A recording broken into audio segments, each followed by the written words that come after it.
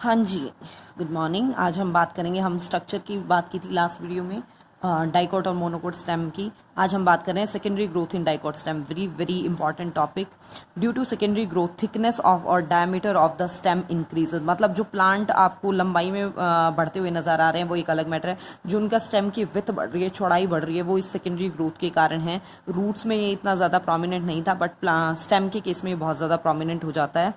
ये फॉलोइंग आपके कुछ पॉइंट्स हैं जिनके बेसिस पे हो रही है। सबसे पहले जैसे फॉर्मेशन ऑफ वस्कुलर कैम्बियम कि बने वो वस्कुलर कैम्बियम जाइलम और फ्लोएम के बीच में प्रेजेंट होगा, जो एक्चुअली जाइलम और फ्लोएम के बीच में प्रेजेंट है। अगर आपको स्ट्रक्चर याद है तो आप समझ पाएंगे, अदरवाइज ब्लैंक होगा। तो मस्ट वीडियो को साथ साथ आप नोट्स बनाइए, उससे बहुत ज़्यादा क्लियर होगा। जाइलम और फ्लोएम के बीच में यहाँ पे एग्जैक्टली इस रिंग, देखिए जाइलम और फ्लोएम डाइकॉट की अगर हम बात करें तो यू रिंग में प्रेजेंट थे ना। एक यहाँ है, एक यहाँ है और एक यहाँ, इस टाइप से अरेंजमेंट थी। जो जाइलम और फ्लोएम के बीच में प्रेजेंट है बेटा, उसे कहेंगे हम फेसिकुलर कैम्बियम, ठीक है।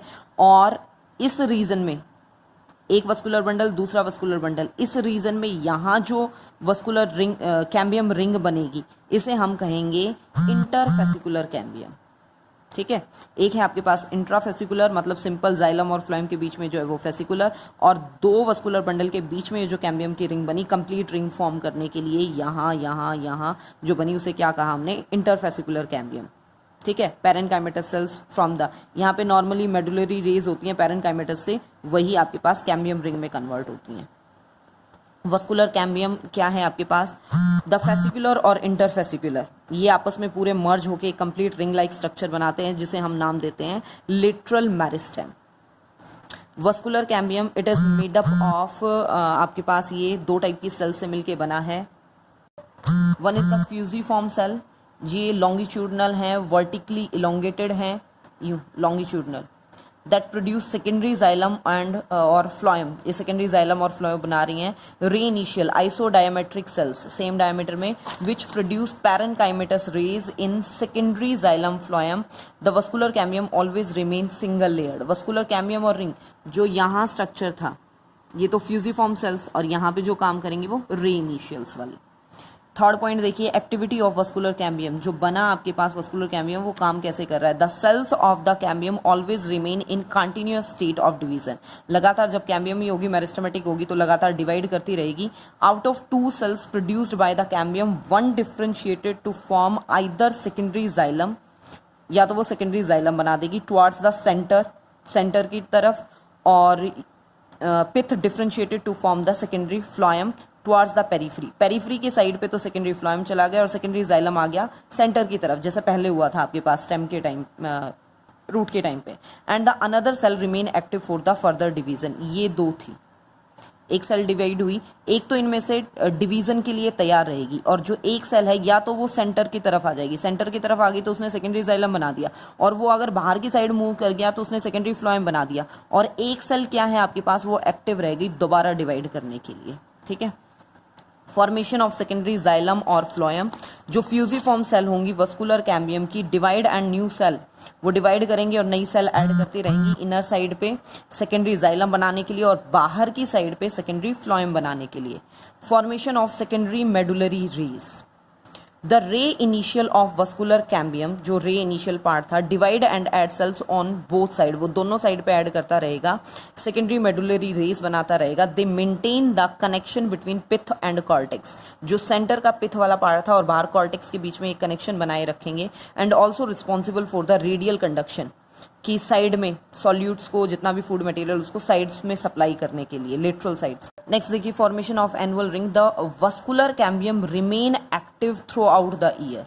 जो वस्कुलर कैम्बियम है वो थ्रू आउट द ईयर आपका मतलब एक्टिव रहने वाला है, मतलब काम कर रहा है, डिवाइड कर रहा है, but activity shows the affect of seasonal variation, जो स्प्रिंग और ऑटम वुड हमने पढ़ा था। स्प्रिंग सीजन में क्या होगा, the plant require more absorbed material, the xylem elements become broad, large होने शुरू हो जाएंगे क्योंकि रिक्वायरमेंट ज़्यादा है, और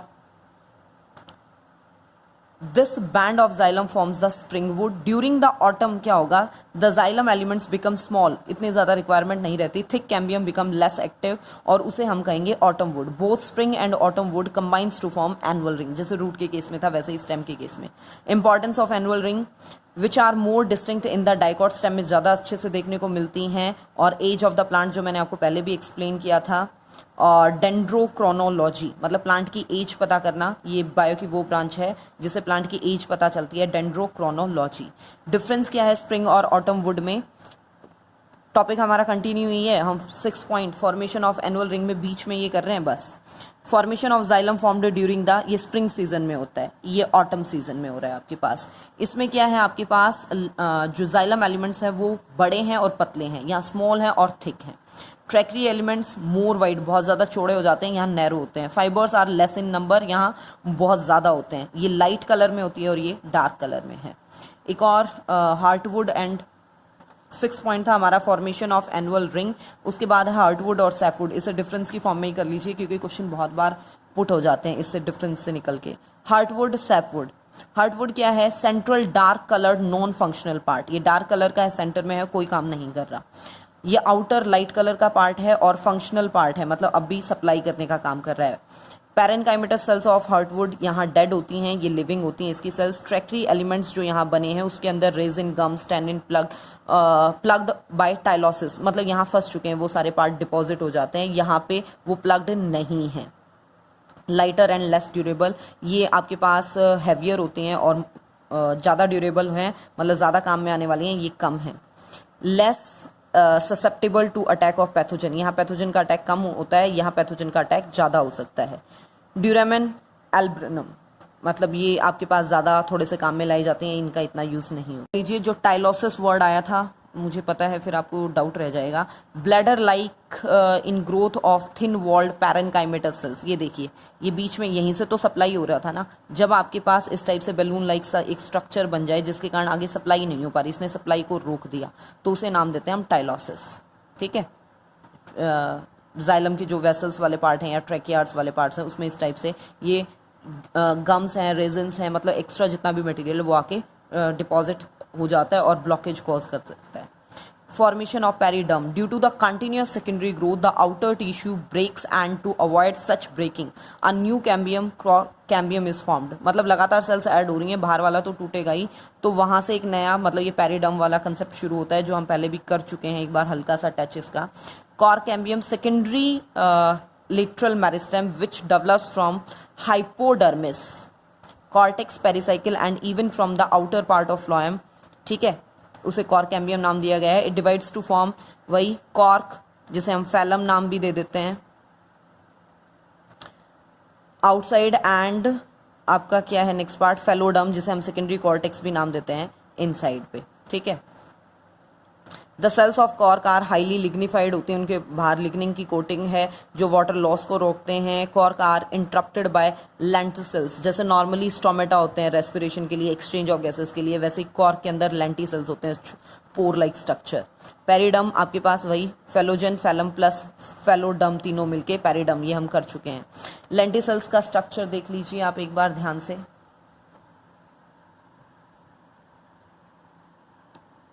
ये देखिए कॉर्क कैम्बियम है जिसे हम फेलोजन कह रहे हैं, इसके नीचे वाली सेकेंडरी कॉर्टेक्स फेलोडम है और अपर साइड पे ये कॉर्क फैलम बन रहा है। इसमें से कुछ सेल्स आपकी ये एपिडर्मिस वाली, मतलब जो बाहर वाली लेयर है क्यूटिकल और एपिडर्मिस वाली, वो रप्चर कर जाती है, यहाँ पे कॉम्प्लीमेंट्री कुछ सेल्स आ जाती हैं, स्पोर लाइक स्ट्रक्चर को लेंटिसेल्स नाम दिया जाता है। Formed in the periderm part में बिलो द ओल्ड स्टोमा, जो स्टोमेटा के लिए वर्ड यूज हुआ है। Cork is more active and cuts a mass of loosely arrange cells को कट कर देती है। कॉम्प्लीमेंट्री सेल्स को फिलिंग सेल्स, ये कॉम्प्लीमेंट्री सेल्स यहाँ पे दिखाई गई हैं, फिलिंग सेल्स भी इन्हें नाम दिया जाता है। लार्ज सेलुलर स्पेस को वो कवर करते हैं। Colourless and having less cellular content, कम होता है। गैसियस एक्सचेंज इनका मेन फंक्शन होता है।